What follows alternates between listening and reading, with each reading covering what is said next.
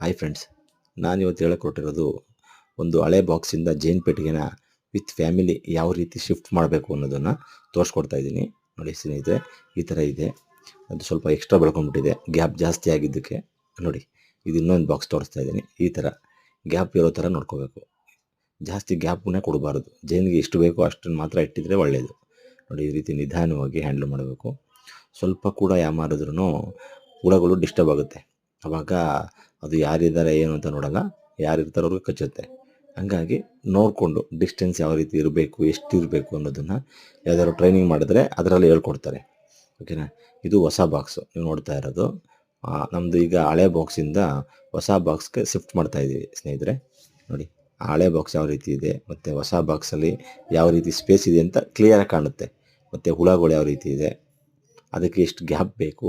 ನೋಡಿ, ಈ ಥರ ನಿಧಾನವಾಗಿ ಅದು ಕೆಳಗಡೆ ಎಂಟ್ಕೊಂಡ್ಬಿಟ್ಟಿರ್ತದೆ ಎಕ್ಸ್ಟ್ರಾ, ಆ ಕಡೆ ಈ ಕಡೆ ಜಾಯಿನ್ ಆಗಿರುತ್ತೆ. ಗ್ಯಾಪ್ ಕೊಟ್ಟರೆ ಅದಕ್ಕೆ ಅದನ್ನು ಗ್ಯಾಪ್ ಹೊಡೆದಿರೋ ರೀತಿ ಮೇಂಟೈನ್ ಮಾಡಬೇಕು.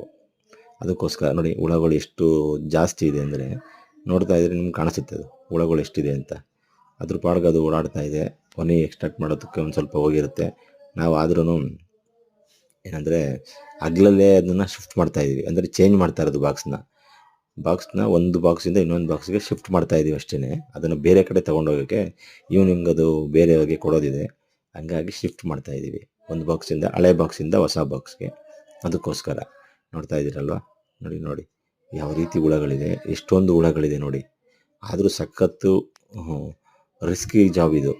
ಏನಂದರೆ ಹುಷಾರಾಗಿ ನೋಡಿಕೊಂಡ್ರೆ ಮಾತ್ರ ಇದು ವರ್ಕ್ ಆಗುತ್ತೆ. ಚೂರು ಯಾಮಾರಿದ್ರೂ ಹಿಂದೆ ಮುಂದೆ ನೋಡ್ದಂಗೆ ಹೊಡೆಯುತ್ತೆ.